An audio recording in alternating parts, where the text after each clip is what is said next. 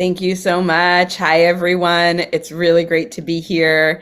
We have such a special parsha this week, and I know I have Purim on my mind. I've been studying the book of Esther, and I've been practicing some of the passages. And it's interesting to think about as we're leading up to Purim that the parsha that we're supposed to be looking at has to do with building the Mishkan, building the tabernacle, building a sacred space.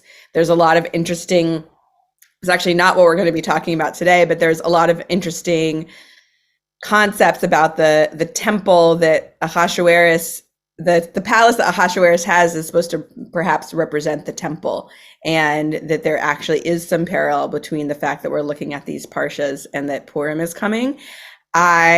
We're not going to be talking about Purim today, but I'm just noting maybe that's something else to chew on as you maybe read the rest of the parsha or hear the parsha read in synagogue tomorrow. Those of you that are going to go do that, I want to talk about something that I get really excited about, which is the cherubim. Cherubim. And this is mostly what we're going to be talking about the entire session. So when I say, if you're like, what's a cherub? What are cherubim? That's great if you have that question, because that's literally what we are going to talk about this entire session. So I'm going to put a little line in the chat, and I want to hear from folks when I say we're going to talk about cherubim. If you think you know what that is, or you have a guess of what it is, or you're sure what it is, we're going to all write in the chat, what is up with this? There's this parsha mentions cherubim. What are we bringing to this class? Even before we open the Torah, what are cherubim? And by the way, there's more than one answer. So if you're like, I'm not sure, like you can, just type whatever you type is great. I'm just as curious if folks have multiple definitions, and if they have, an incorrect, let's say, random guess. I'm just as curious about that. Okay, we have category of angels. They're little. There's something about them being little. Perhaps some sort of guardians, baby angels, a different level of angels, images of decorations on the ark. That's the part that's in our parsha. Messengers of the divine. Cherub would be one. Cherubim is more than one. Cherub or cherubs. Protectors. And a couple of people are saying they're the angels that are on the ark. Okay, amazing. So you're all on the right track. And we are going to look at what their role is in the Mishkan. And then we're also going to look at some other places in Tanakh of what these angels are, what they do, maybe what they look like. I really was looking for some interesting art that I could share with all of you that is of these cherubim.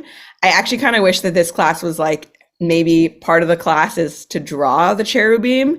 If anyone here is someone who likes to sketch things, or is a painter and you're looking for a prompt, I really recommend this, because the majority of art that I was able to find is very Christian, and so I would love to see some more Jewish contemporary artists. We have someone who has a tattoo version. All right. We have another theory that idols from Egypt. All right. And we have another definition of these are God's attendants, and these are in multiple Middle Eastern places in Middle Eastern art. Human face, but maybe an animal body.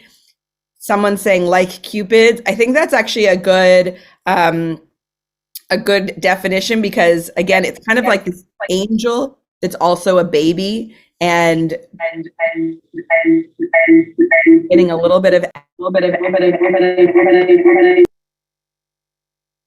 thank you. And there's a lot of kind of different versions of them. So is it an angel? Is it a human? Is it an animal? Is it a baby? So we're gonna look at all of these questions. Also, like, is it alive? Simcha is willing to show us a tattoo of a cherub. I'm ready for it. I'm ready for it. If that's appropriate. Let's see it.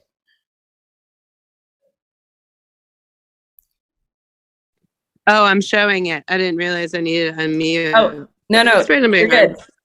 Amazing. Amazing. I just want to make it a little bit bigger for a second. It's Whoa, hard for me to see, but I put beautiful. 4 wings on it, and like I made mine an old woman face, but like timeless. Beautiful. Thank you for sharing that. Amazing. Amazing. Thank you so much. All right, so it's a really good example of something. We just had a note in the chat. Aren't they in Ezekiel? Yeah, we're going to look at some Ezekiel today, and I want us to think about this being. Is it an animal? Is it a human? Is it an angel? Is it all of those things? And one of the definitions, actually, we're going to see is that it's a griffin. So we have a cherub, which is the Hebrew word that we're going to see. The English word comes from the Hebrew, actually. And don't worry, we're going to have a huge source sheet. You're all going to see it very, very soon. The Hebrew is kruvim, but the comes from the Persian word for griffin. And so if you can imagine what a griffin is, again, maybe that's more of like an animal. And there's just a lot of different things that cherubim can be. And I'm excited to look at some of the Hebrew texts, some of the definitions of this, and then to jump around a few different places in the Tanakh to help us answer this question of what are the cherubim or the kruvim. And what you might take away from this could be a lot of things. It could be a greater understanding of the Mishkan and the symbolism. It could be a prompt for a painting. It could be an angel that you call on for something that you need. Perhaps they will visit you in your dreams tonight. And that's what we're going to do today. We're going to get to know the cherubim. So I'm going to share this link in the chat. And Joel just asked, what is the purpose of the cherubim? Love that question. We are going to attempt to answer that together. And that's a really, really important question. If we don't answer it in the next 20 minutes, we'll ask it again. Please, Joel, do ask it again. And I want to hear everyone's thoughts based on the text we're looking at. In terms of the chat, those of you who've learned with me before, I love comments and questions in the chat. There's no maximum number of words you can type in the chat. So please go for it. Sentences, emojis, comments, even reactions. Like if someone types something and you're like, wow, I love that, that's great. We want to support each other. If we were in a classroom, we would snap if we liked something that someone said, or we would nod. So by putting it in the chat, that encourages folks to say what they're thinking. And I really want to use the text as the guide for answering these questions rather than me as the teacher being the one to give these answers. But yeah, these are our questions. What is a cherub? What is their purpose? Is it an animal? Is it an angel? Is it a baby? Are they alive? Are they symbolic? Etc. So these are all the questions that we want to ask together, and we'll see where we get over there. All right, I'm going to share my screen. And here we go. So here we are in Parshat Teruma, and this is the passage that is in this week's Parsha. So this is within the section that is describing the building of the Mishkan, the building of the tabernacle, the building of the place where all of the worship will happen. And it gets very, very clear when it's talking about the ark. And when it says the ark, this is essentially the box that is holding the 10 Commandments, the tablets that were given just a couple weeks ago. There I will meet you, and I will impart to you from above the cover, from between the two cherubim. Notice how the translator of the Bible doesn't actually translate this Hebrew word kruvim. Shnei kruvim is the Hebrew, and then the English is two cherubim. So that's the English word comes directly from the Hebrew. From between the two cherubim that are on top of the ark of the pact, all that I will command you concerning the Israelite people. So if we only had this passage and we didn't know about Ezekiel and we didn't have Christian art, just based on this passage, could I get some folks to type in the chat, what is the purpose of the cherubim? And we can put the text, the source sheet is right here.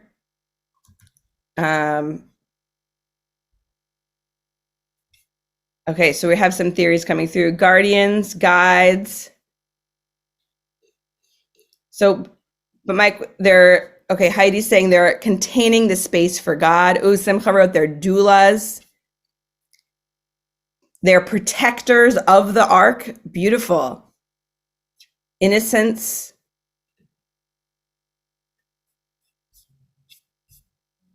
Framing the conversation between God and Moses. Maybe they're just decorations. Maybe God is going to speak no matter what, but it helps us to have it's kind of like a phone booth. Remember phone booths? You go there, that's how you get your message through.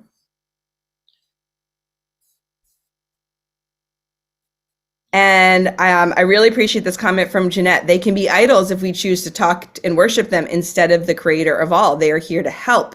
They're set up by the creator to block the way to the tree of life. They protect the ark. So they're messengers. It's kind of like they're the portal in a way. Guardrails, focal point. What does the Hebrew word actually mean? Heidi said, love that question, right? It's not actually that helpful when the teacher says the translation of the Hebrew word is the same word in English. We're going to look at that. We're going to look at what the word actually means.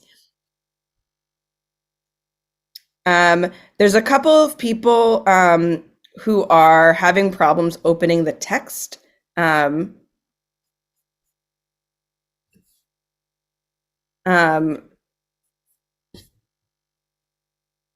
So a couple people are resending it, the source sheet. Okay, great. All right, here we go. So we're going to look, I love that people are asking, but what does the word actually mean? We're going to look at a lot of dictionary definitions, and it's going to evolve and be revealed as we learn together. Okay, I'm wondering if I should do full screen. Great, that looks really nice. All right, so first is we want to go to Rashi, and he says they had the form of a child's face. Demut partsuf tinok lahem. So they had a form of a child's face, and this is a commentary from the Babylonian Talmud. And so that also helps us understand at least where did this idea come from, that the cherubim, because in the original Exodus text doesn't have this like baby face. And if you know some Hebrew, tinok actually, it means baby, not just child. Let's look at the biblical Hebrew definition of this word, kruv. So kruv is one, and kruvim is multiple. So when we say shnei kruvim, that's the multiples, and then kruv is one. So this word comes from a Proto-Semitic source akin to Akkadian. Any Akkadian readers here? Anyone? Not me either, but I thought it would be fun to see some Canadian characters on our screen. It's the word means to bless or one who blesses. And the irony here, of course, is that kruv is actually the word baruch backwards. So those of you who can read this word here, here's the word baruch, bet, resh, vav, chaf. This is the final chaf. And if we were to read it the other direction, it's not only an anagram, but it's literally the word backwards. So I find this completely fascinating, because if we think about the the rabbis are constantly saying, oh, this word is connected to this word, but of course the vav is at a different place, or you mix up the letters, and there's tons of those. This is literally the word baruch backwards is the source literal meaning of this word. I think this is brilliant. Everyone can go home and practice their Akkadian later. We're going to keep going. And this, I said earlier, the English word cherub comes from the Hebrew kruv. So and by the way, I don't necessarily think that all Christians have this interpretation of it, but we can be pretty sure that cherub came into American English or European English through Christian and Latin and Greek speakers. And so they might not have been aware of the Baruch source, but essentially, I think for people to understand that at least the rabbis likely knew this. So when it says Shnei Kruvim, if someone was reading the original Bible text and they said, well, what's that? They probably knew that it had something to do with the word Baruch, something to do with blessing, or their role has something to do with blessing.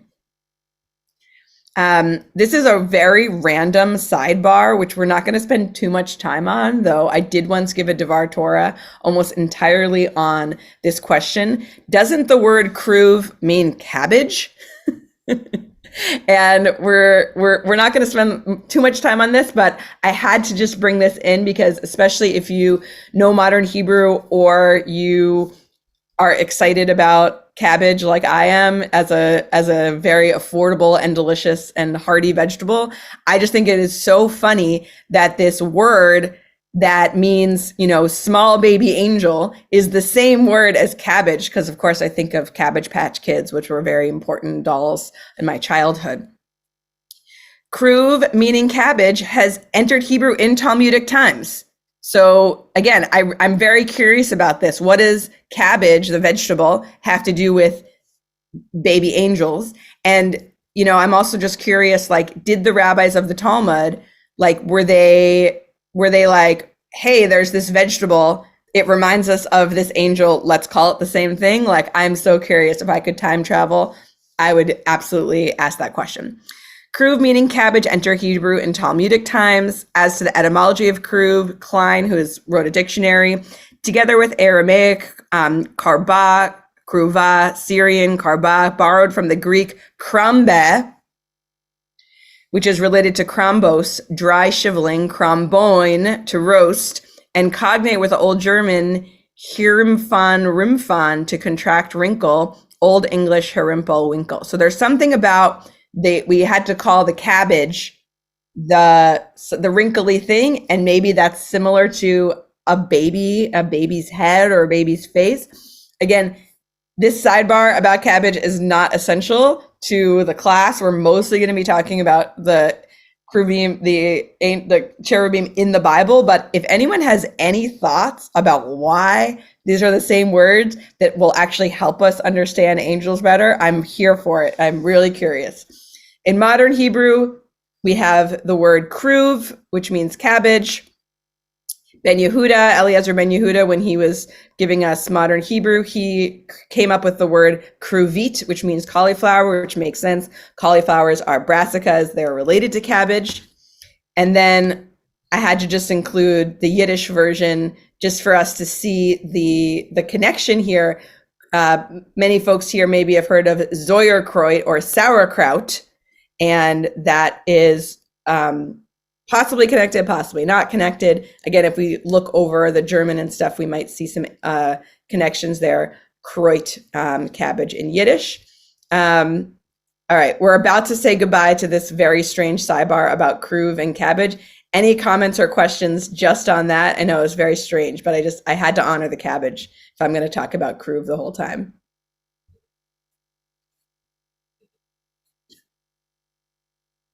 All right. All right, here we go. Okay.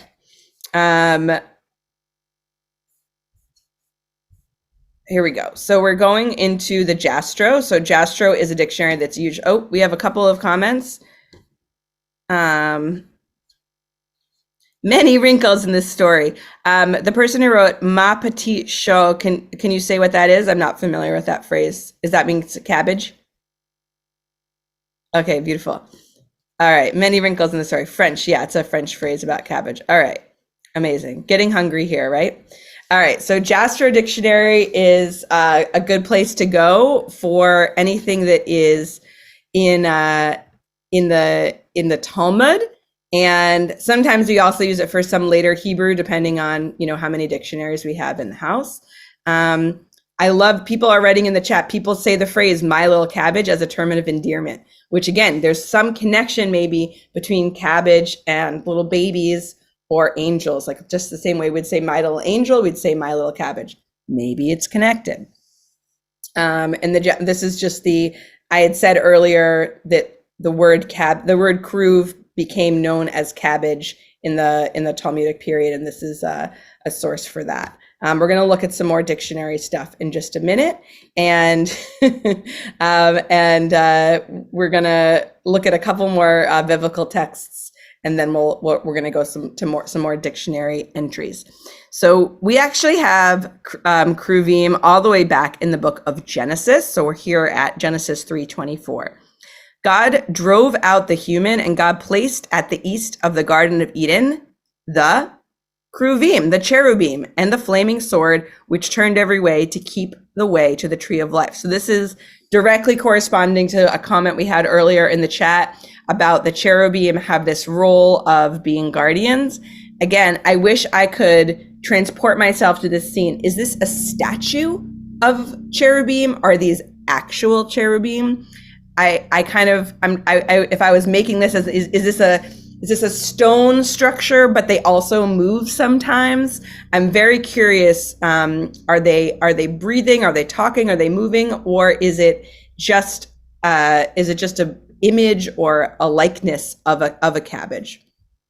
Of a kruvim, of an angel. All right, let's keep going. We have, this is in Exodus 25. This is actually before the passage we read earlier, talking about what we make for the Mishkan. You shall make 2 cherubim out of gold. So in this week's Parsha, we're talking about gold cherubim, not stone, of beaten. So I'm very curious, like, there's some new cherubim being made for the Mishkan. So they're different than the ones in Genesis. Of beaten work, you shall make them at 2 ends of the ark cover. Make 1 cherubim at one end and 1 at the other end. Of 1 piece with the ark cover, you shall make the cherubim 2 ends thereof. This is actually a really important component of the construction. The Torah does this a lot. It's similar to making the menorah. It's not that you make one branch, another branch, and then you connect them somehow or forge them together. You're actually making the whole menorah out of 1 piece of gold. And it's similar to this. It's not just like connecting a bunch of sections. So if you think about it, the ark cover and the cherubim are actually all 1 piece, almost like you were making it of stone and then you just carved it, except it's made of gold.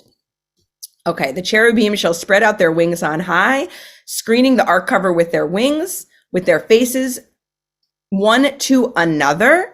And we have this, I just want to look at the phrase in the Hebrew, ufnehem ish el achiv. So their faces are man toward his brother.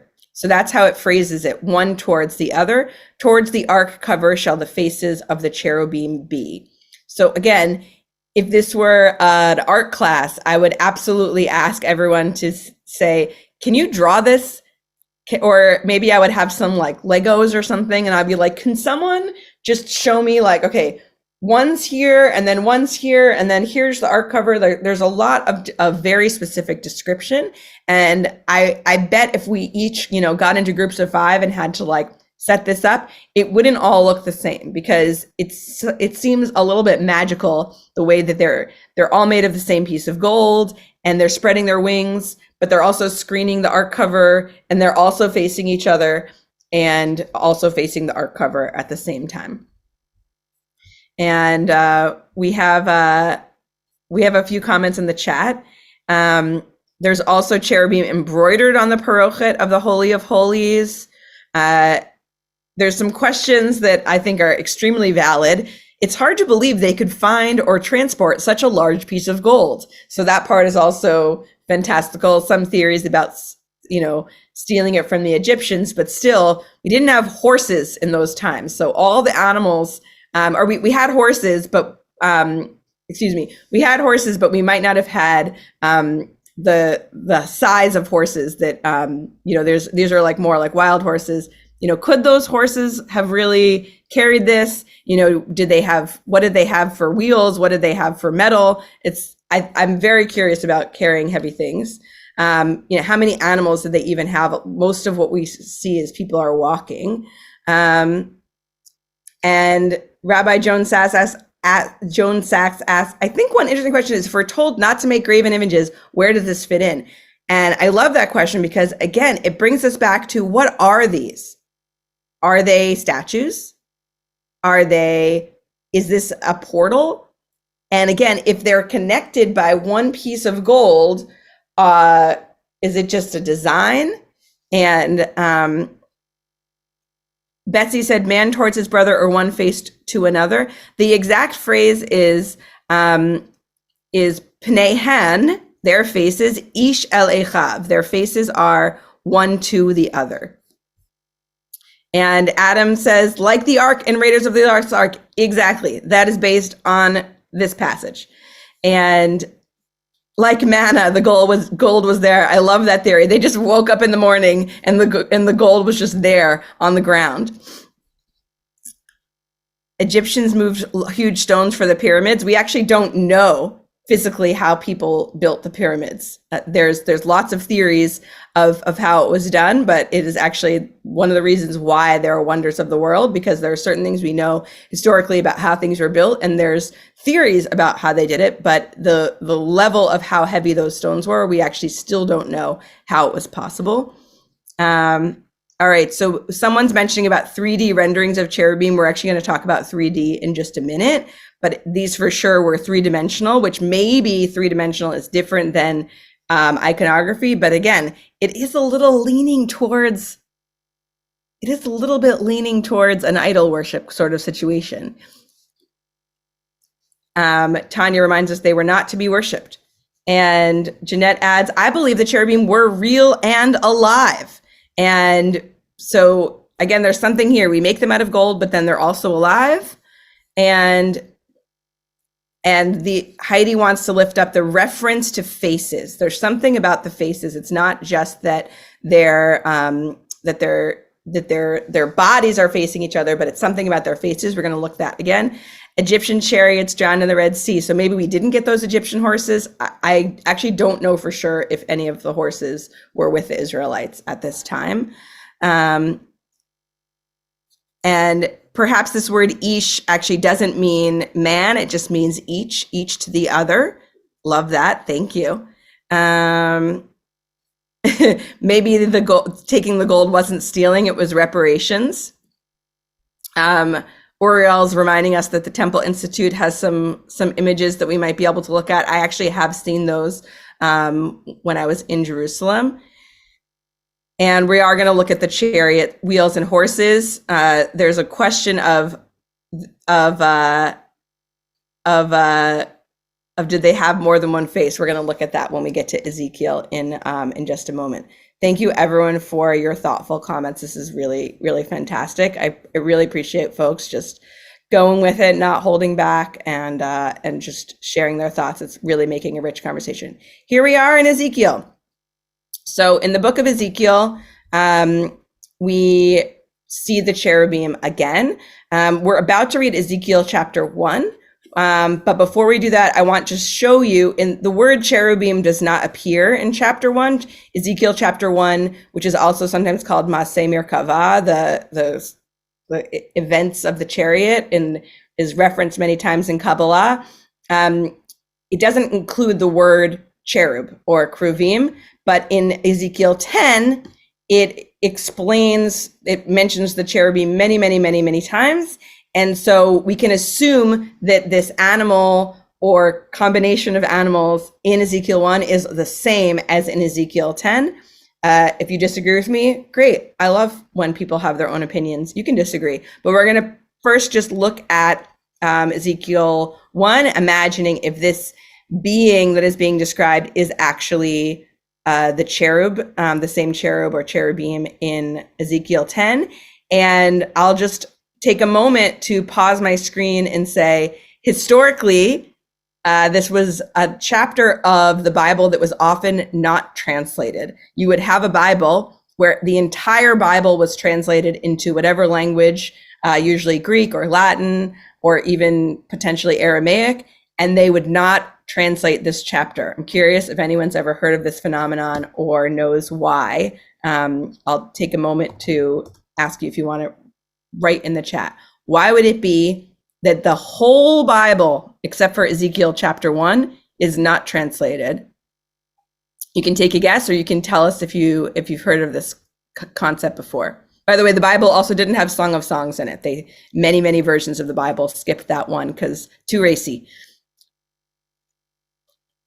Translators didn't think it belonged, so it would be included. It would just be in Hebrew. Jeffrey wrote, "Those who know, Alexi wrote, "To keep it secret." Yeah. So this is something that if you've studied Kabbalah, or you've in any way, there's a lot of references to this chapter. And essentially, if you've ever heard the idea that you should only study Kabbalah if you're over the age of 40 and you're fully learned and you're a man, if you've ever heard that concept, some of it comes from, historical literacy and sexism, and, this idea that, only certain people have the capacity to take on certain teachings. But essentially, I think there's two reasons that are going on here. Again, one is, historically speaking, only certain people were kind of meant to or allowed to access certain mystical teachings because they had literacy, they had education, they had privilege, etc. And Rabbi Joan Sachs wrote, "This is a mystical passage for those who study Kabbalah, not to study until after age 40. So essentially, certain Kabbalists, by the way, I don't agree with them. We're going to read it together in English in like 2 minutes.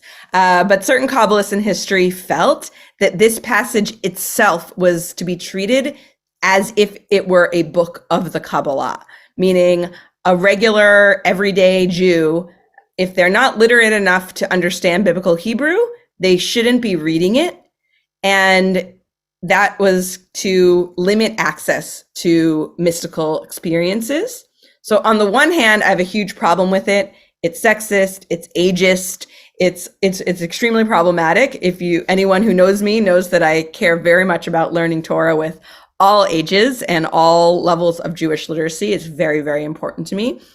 And in this case, the second reason I think I could get on board with, but like I said, we're going to read it in just a minute. But the idea is that when you read a prophet's description of having a mystical experience, you might actually go and have that experience as you're reading it. And so if you don't have a way to ground yourself, you might actually just float away and just disappear and never come back to earth. And the idea that this is a potential thing that could actually happen, we want to just do it really, really, really carefully. So in a minute, we're going to read it. Similar to like you can watch a violent TV show and feel stress in your body, even though you're safe in your living room. The idea here is our bodies and our brains might not know the difference between something that's happening on a screen or in a historical story versus something that's actually literally happening to us. So what I'm going to ask everyone is just to pick something in the room. I'm going to pick my glass of water. Pick something in the room that you're going to touch down with at the end, so that if just on the off chance by reading it, you kind of go up to the heavenly realms, we know that you're all back. So I'm giving everyone a minute to pick an object in their room that they're going to use for grounding. If you have a drink, or a bite of food, that's the best. And that's going to be, and I'm going to say, come back to the Zoom. And when I say come back to the Zoom, we'll all come back to it. All right, here we are. All right, so here is the first time we meet Ezekiel meets the cherubim. In the center of it were figures of 4 creatures, and this was their appearance. They had the figures of human beings. However, each had 4 faces, each. And each of them had 4 wings. The legs of each were fused into a single rigid leg, and the feet of each were like a single calf's hoof, and their sparkle was like the luster of burnished bronze. They had human hands below their wings. The 4 of them had their faces and their wings on their 4 sides. Each one's wings touched those of the other. They did not turn when they moved. Each could move in the direction of any of its faces. Each of them had a human face at the front. Each of the 4 had the face of a lion on the right. Each of the 4 had the face of an ox on the left. And each of the 4 had the face of an eagle at the back. Such were their faces. As for their wings, they were separated above. Each had 2 touching those of the others, while the other 2 covered its body. And each could move in the direction of any of its faces. They went wherever the Spirit impelled them to go, without turning when they moved. Such then was the appearance of the creatures. With them was something that looked like burning coals of fire. And then there's, I'm gonna skip this section, but it's describing other things that are kind of that he saw around them. And when I'm skipping to verse 19, and when the creatures moved forward, the wheels moved at their sides. And when the creatures were born above the earth, the wheels were born too. Wherever the Spirit impelled them to go, they went wherever the Spirit impelled them, and the wheels were born alongside them, for the spirit of the creatures was in the wheels. When those moved, these moved, and when those stood still, those stood still. And when those were born above the earth, the wheels were born alongside them, for the spirit of the creatures was in the wheels. Above the heads of the creatures was a form, an expanse, an awe-inspiring gleam as of crystal was spread out above their heads. Under the expanse, each had 1 pair of wings extended toward those of the others, and each had another pair covering its body. When they moved, I could hear the sound of their wings like the sound of mighty waters, like the sound of Shaddai, a tumult, like the din of an army. When they stood still, they would let their wings droop. From above the expanse over their heads came a sound. When they stood still, they would let their wings droop. And I'm just going to skip to the end here. That was the appearance of the semblance of the presence of the Lord. When I beheld it, I flung myself down on my face, and I heard the voice of someone speaking. Taking a moment to come back to the Zoom, sipping our water.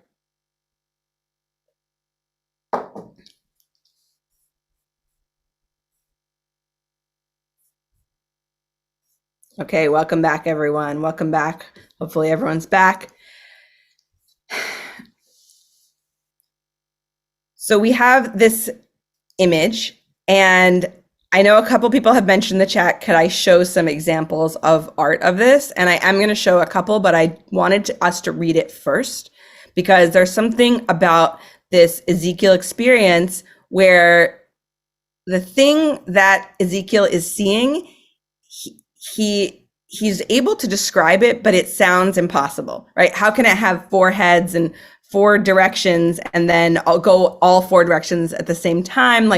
And to me, the main thing I want folks to take away from this, and this actually is a Purim teaching, is that things that are absurd and being able to hold something that, let's say 2 things, like how can these 2 things be the same, or 4 things, or 4 times 4 things be the same, exist at the same time?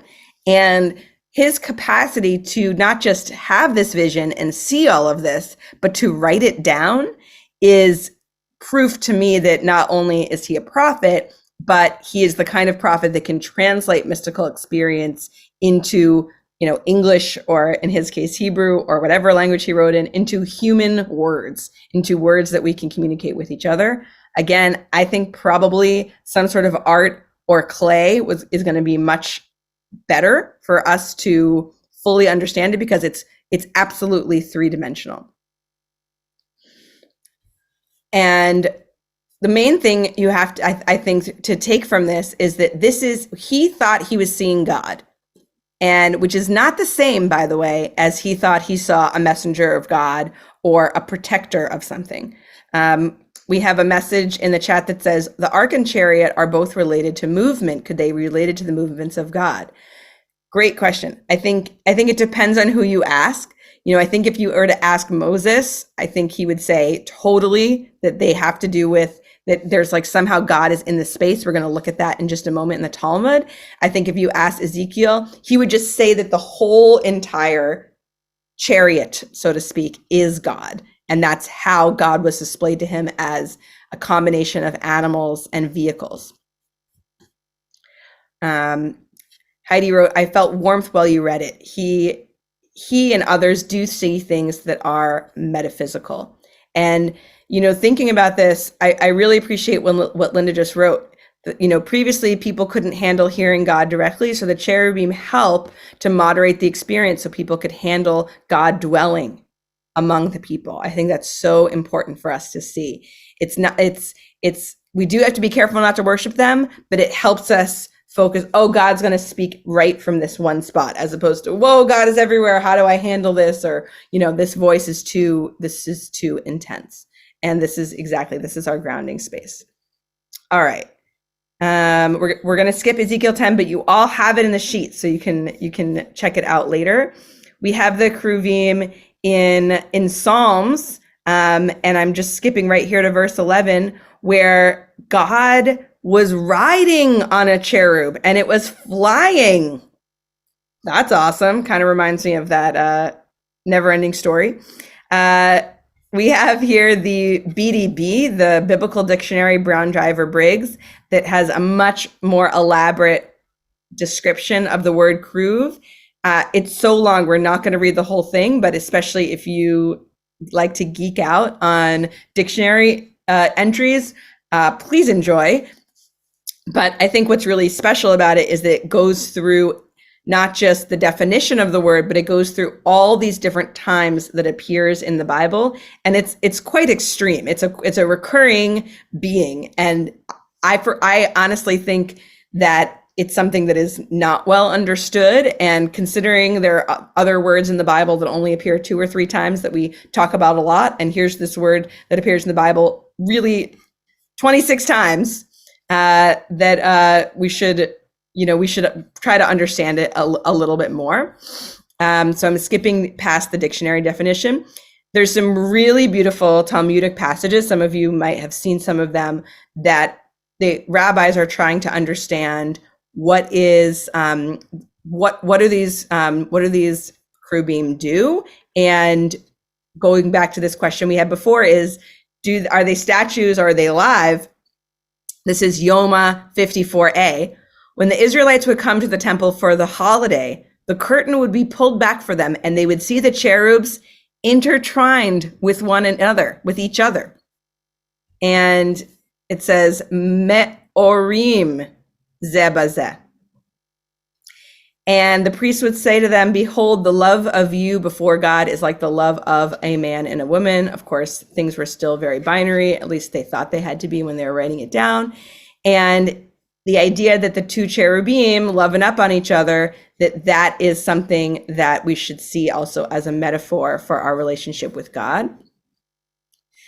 There's this really interesting debate happening later in the Talmud in Bava Batra. Rabbi Yochanan and Rabbi Eliezer are talking, and they say they faced each other. This is talking about Kruvim. And the other says, no, they were facing inward. But if they faced each other, isn't it written, and their faces were inward? Again, this is commenting on the passages in Exodus we read earlier. No, there's no difficulty. The former, meaning they faced each other, was at a time when Israel obeyed the will of the omnipresent. The latter, they faced inward, meaning not to each other, was a time when Israel did not obey the will of the omnipresent. So it's actually the way that the angels are facing, that they would actually, these golden, what we thought were maybe statues, actually would move, and based on if the Israelites were keeping the law or not. And is it not written with their faces one to another? They were slightly sideways. So Onkelos said the cherubim were the image of work, and their faces were turned sideways as a student who takes leave of his master. So there's like an even another layer of opinion of why they were facing, which way they were facing. We're gonna, the last text we're gonna read, and then I'll go to the chat and some other questions. Chizkuni's commentary says, these creatures were whose very appearance frightened all those who merely looked at them. They carried gleaming swords in their hands. The swords exuded flashes of lightning from either side of the blade. So that's based on the earlier Genesis chapter, which again goes to the definition of there being a guardian. So it's funny to think about, because on the one hand, it's like, oh, it's so scary, they have swords. But then you're like, oh, if they are our security guards, or for whatever reason, whether it's we need to worship in peace or we don't want our enemies to attack us, which, by the way, that's coming up in the Torah, not too far ahead that's going to happen. We're grateful for them as guardians, and the idea that there would be someone holding a sword in the temple, which again we didn't have this week's parsha, but that is one of the definitions of the cherubim. Yeah, maybe they had the swords, but they're not holding them at all times. Again, if they're able to move. We are getting to our time. So I'm going to pass the mic back so we can wrap up. Thank you, everyone, so much for all of your comments and thoughts, and Shabbat Shalom. And we're gonna wrap up in just a moment. Thank you all for being here. Thank you, Sarah, for this wonderful teaching. I know that I'll be thinking about cabbage differently as I plan my Shabbat meal. And we hope to see you all here next week. Shabbat Shalom.